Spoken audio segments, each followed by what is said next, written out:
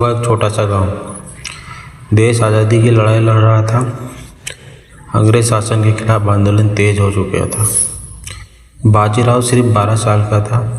उन्नाव चलाता था और प्रजामंडल आंदोलन से जुड़ा हुआ था।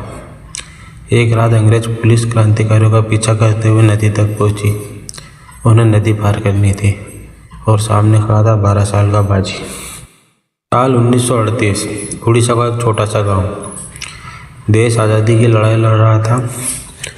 अंग्रेज शासन के खिलाफ आंदोलन तेज हो चुका था। बाजीराव सिर्फ 12 साल का था। उन्नाव चलाता था और प्रजामंडल आंदोलन से जुड़ा हुआ था। एक रात अंग्रेज पुलिस क्रांतिकारियों का पीछा करते हुए नदी तक पहुंची। उन्हें नदी पार करनी थी और सामने खड़ा था 12 साल का बाजी। अंग्रेज अफसर ने आदेश दिया, नाव लेकर हम नदी पार करा। बाजी ने मना कर दिया। सोचे 12 साल का बच्चा और सामने बंदूक लिए अंग्रेज सिपाही, लेकिन उसने कहा मैं आपको पार नहीं कराऊंगा। धमकी मिली, डराया गया, लेकिन बाजी नहीं डरा और फिर गोलियां चली। उस छोटे से शरीर को गोलियों ने छल्ली कर दिया, लेकिन उसने आखिरी सांस तक नाव नहीं चलाया। उस रात सिर्फ बाजी नहीं, उसके साथ खड़े और लोग भी शहीद हुए, लेकिन इतिहास में अमर होगा एक नाम, बाजीराव। वो 12 साल का था, लेकिन हिम्मत एक योद्धा जैसी।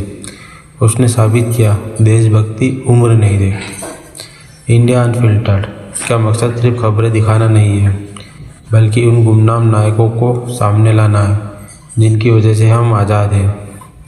हम बड़े ना जानते हैं, लेकिन छोटे गांवों के बड़े बलिदान भूल जाते हैं, और यही बदलना ज़रूरी है। आज अगर हम खुलकर बोल सकते हैं तो उसमें हिस्सा है उस 12 साल के बच्चे का, जिसने बंदूक के सामने झुकने से इनकार कर दिया। बाजीराव सिर्फ एक नाम नहीं, एक प्रतीक है साहस का, त्याग का, देशभक्ति का। अगर आपको लगता है कि ऐसी सच्ची कहानी हर भारतीयों तक पहुंचनी चाहिए तो इस वीडियो को शेयर कीजिए और इंडिया अनफिल्टर्ड को सब्सक्राइब कीजिए, क्योंकि यहाँ हम दिखाते हैं भारत का वो सच जो कहीं और नहीं दिखता।